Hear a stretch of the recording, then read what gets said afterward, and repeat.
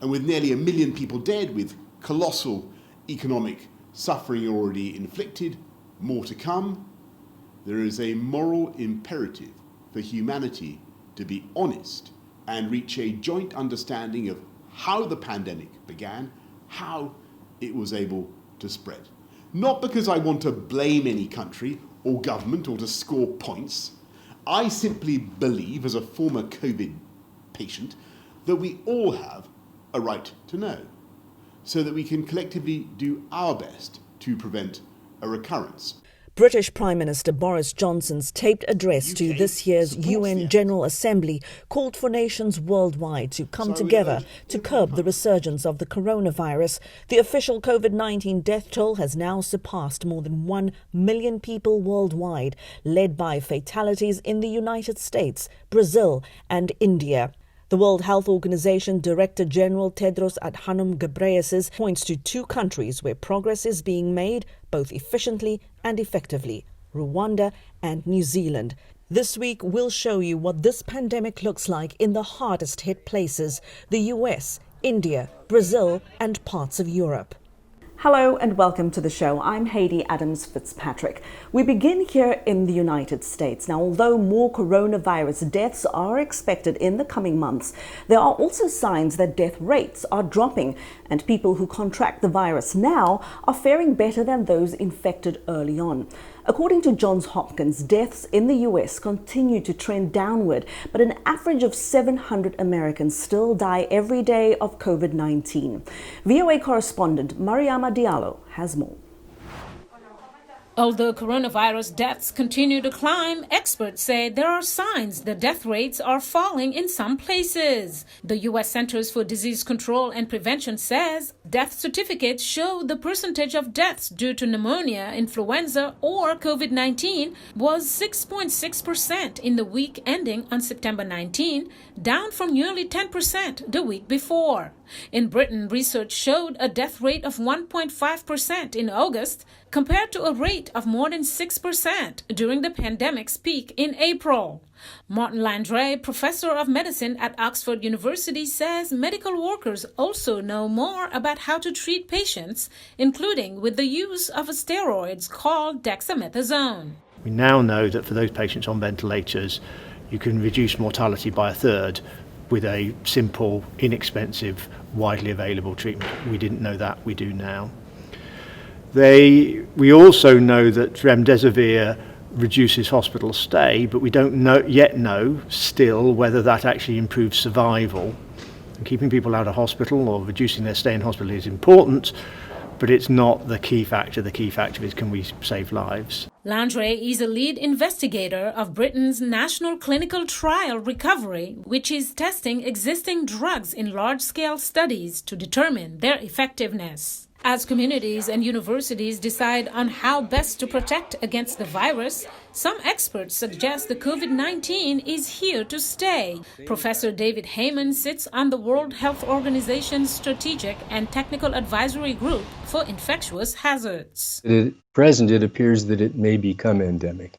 And if so, then we need to learn to live with this virus as we learn to live with HIV, as we've learned to live with other infectious diseases, most of which have come from the animal kingdom into humans at some time in the past. The WHO Director General also said while there has been some discussion about the concept of herd immunity by letting the virus spread, he is not in favor of it. Herd immunity is a concept used for vaccination, in which a population can be protected from a certain virus if a threshold of vaccination is reached. For example, herd immunity against measles requires about 95% of a population to be vaccinated. Herd immunity is achieved by protecting people from a virus, not by exposing them to it. This week, Johnson & Johnson said it was pausing clinical trials of a COVID-19 vaccine due to an unexplained illness in a study participant. Drug maker Eli Lilly said it was also halting its coronavirus antibody trial because of safety concerns. In Britain, London's mayor warns of tougher coronavirus restrictions as cases rise. Restrictions include a 6-person limit on social gatherings and a 10 p.m. curfew in pubs, clubs, and restaurants.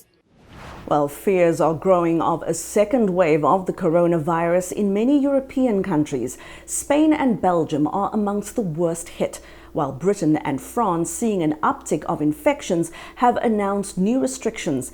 Britain late last month instructed people to work from home and ordered bars and restaurants to close early, but stopped short of ordering a full lockdown. Many scientists say the lockdowns were eased too fast and too early, and restrictive measures may have to be reimposed to prevent a second wave of the virus. A coronavirus test can be a painful experience. But in Spain's Catalonia region, there is a greater source of anguish. It pains me that we could go right back where we started. It pains me. I think we had done well. Now I don't know if we are doing it well.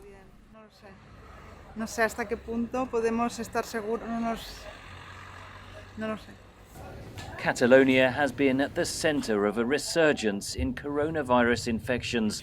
Restrictions on movement were eased at the weekend, but several countries have imposed quarantine measures on travellers from Spain. Belgium and Luxembourg are also suffering a resurgence, with the Belgian city of Antwerp at the centre of a new outbreak. I'm a little bit older man, and I am afraid, yes. Local officials say the government lifted the nationwide lockdown too soon back in May, ignoring hotspots like Antwerp. If you don't respect physical distancing, that this infection spreads around very easily, and then it requests major measures to start controlling it again. Such measures have been reimposed in parts of northern Britain, with different households once again banned from meeting indoors. Infection rates are rising, with an estimated 4,900 new infections every day across the country. Early action is really critical. So if countries are responding, slowing down the reopening, making targeted changes to slow the spread of the virus, hopefully we can keep things in check before it kind of escapes onto that exponential growth pathway. A wider easing of lockdown measures across Britain has been put on hold, with theatres forced to stay closed. So we're going to have to make difficult choices as societies about the things we value the most. If, for example, our priority is to get our kids back in school in September, it may mean that we really don't want to have people in pubs and indoor restaurants right now. In some parts of Europe, including Greece and Italy, infection rates remain low and tourists are returning. The coronavirus is not something that greatly concerns us. We mostly look forward to relaxing and resting.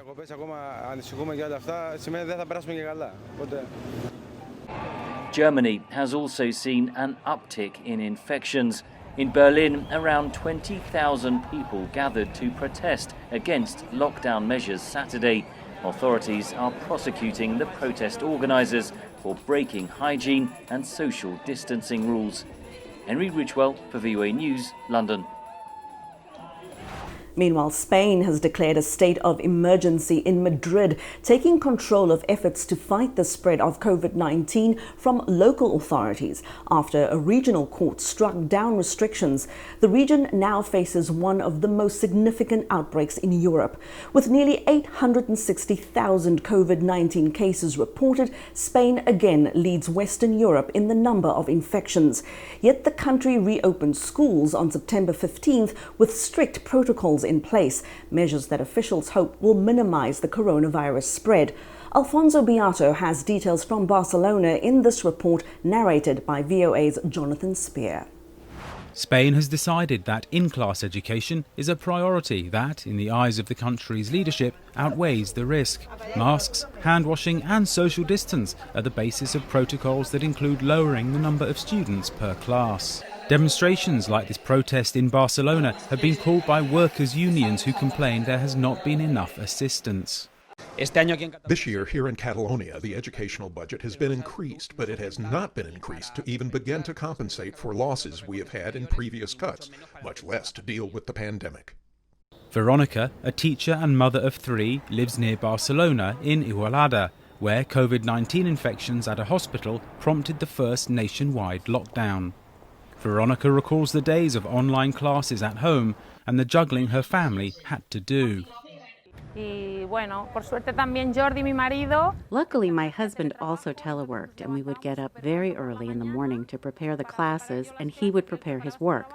When the children got up, he had to continue working while I would go to classes with them, and then I would do my classes as a teacher in the afternoon.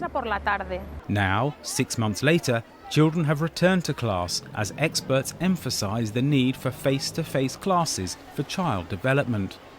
The children in Veronica's class are 5 and 6 years old, so it is challenging for teachers to enforce safe distance and other rules typically understood better by older children. Of course, they want to share a patio, they want to share toys, they want to share things. And of course, you have to be quite often saying, no, don't touch, you do not share, you do not. But the truth is that it's going quite well, much better than we thought. While parents live these days with uncertainty, the little ones are happy to be reunited with their companions. For Alfonso Beato in Barcelona, I'm John Spear, VOA News.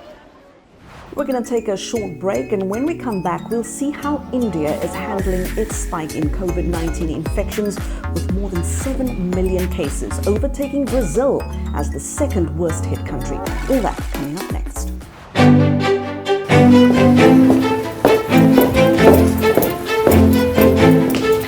Being part of Our Voices is about more than just sitting here and talking about women's issues. It's about listening to them and bringing their opinions to the table and making sure their voices are heard. Because our lived experiences, our stories, and our voices will help shape the next generation.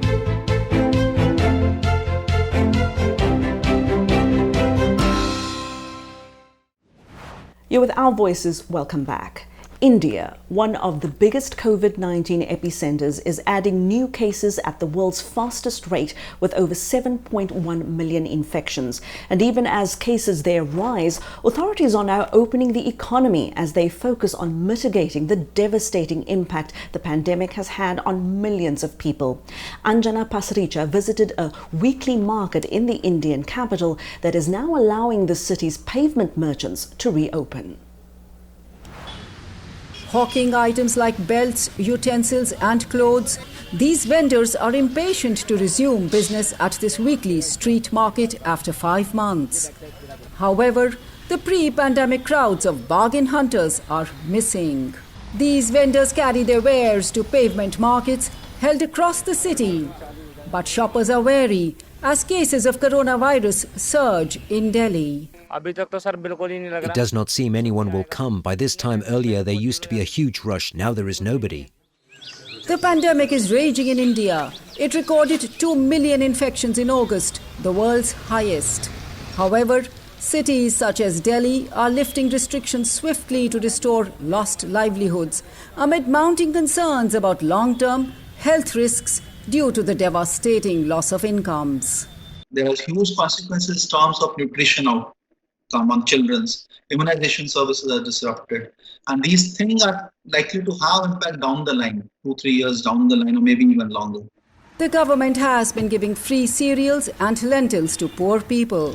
It helped, but with incomes gone, it was not enough for many. The struggle to buy enough food is uppermost in the mind of Mohammad Shehzan, whose family had to cut back on portions.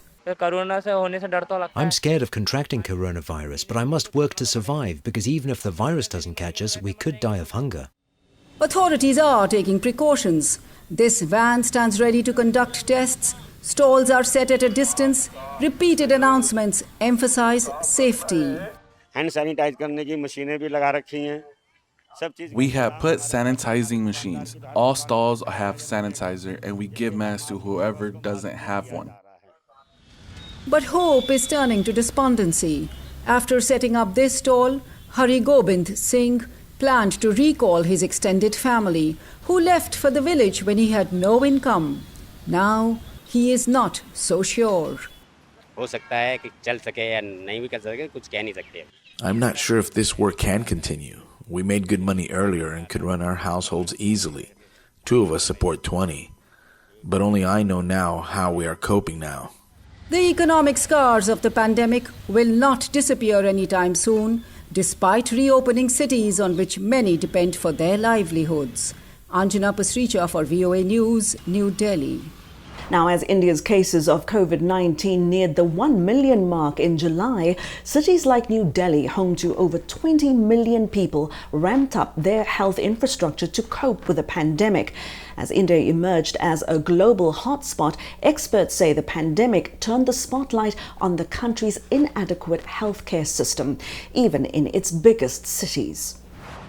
Struggling healthcare facilities as the virus rampages through densely packed cities have prompted new lockdowns in some places, like the information technology hub of Bengaluru. But in Delhi, there is a ray of hope. The number of people who are turning out to be new corona cases is on the rise, but at the same time, the number of people requiring critical care, ICU care, ventilatory care is on the decline. And today, most of the COVID caring hospitals in Delhi have beds vacant for such patients. That is because 3 months into the pandemic, doctors have a better handle on treating the virus. Sood's parents, for example, recovered at home. It's only later on that reassurance came that only 15% or so may require hospitalization and only 5% may require intensive care. However, the pandemic highlighted the huge gap in facilities between India's expensive private hospitals and public ones. Middle and upper class Indians like Sood rule out being treated at a government centre. That was never an option. I think the perception of a public hospital is that basic hygiene standards might not be met and fear that he'll probably be uncomfortable and contract other illnesses. So yeah, that was never something we considered. Whether India overhauls its public health facilities remains to be seen. For the time being, the world's third worst affected country faces a long and hard battle as cases race toward the 1 million mark. Anjana Pasricha for VOA News, New Delhi. Meanwhile, India's northern state of Himachal Pradesh is battling the coronavirus pandemic, but it has kept its number of cases relatively low with the help of extensive contact tracing and a network of community health workers. The state is also working to address the social stigma that is becoming associated with the infection in India. Here again is Anjana Pasricha. This ambulance has been converted into a testing van for COVID-19 to reach people in distant villages in Himachal Pradesh's KANGRA district. In another rural hamlet, doctors conduct tests in a school building. To control coronavirus in this mountainous state, authorities are using a system of contact tracing that involves tracking anyone who has been in contact with an infected person to break the chain of transmission. As soon as we get a positive, within an hour or half an hour, we are able to trace the entire contacts. And the very next day we get them tested. If they have completed the incubation period of 5 to 7 days. Extensive surveillance by a network of community health workers soon after coronavirus began spreading helped raise awareness and identify people with symptoms in KANGRA district. We made teams, but there were not enough health workers, so we roped in teachers and other community volunteers to cover the entire population. Teams of 2 would go to every household to collect data. However, the ravaging virus keeps everyone on edge. In recent weeks, thousands of migrant workers returning from other parts of the country have brought in new infections, setting off a scramble to set up quarantine centers. This is a learning experience for all of us. It's creating facilities in a day notice. It is a difficult challenge, and how we handle them. We have to create a facility, provide them proper arrangement, make proper arrangements for their stay, their food, their medical examination, other needs, and we have to ensure proper social distancing. That initiative may have to continue for a long time. The course the pandemic takes remains uncertain, and although the numbers here are among the lowest in India, they have been rising in recent days. Anjana Pasricha for VOA News, New Delhi. So what do you think? Is the pandemic getting worse? What is it like where you are? Please connect with us on social media. Our handle is @VOA Our Voices. You can also find us on WhatsApp. That is our number right there on your screen. We're going to take a short break here, and when we come back, we'll take you to Brazil, the third country hardest hit by COVID-19 globally, and we'll see how they're ramping up their fight against the spread of the virus. We'll be back in a moment.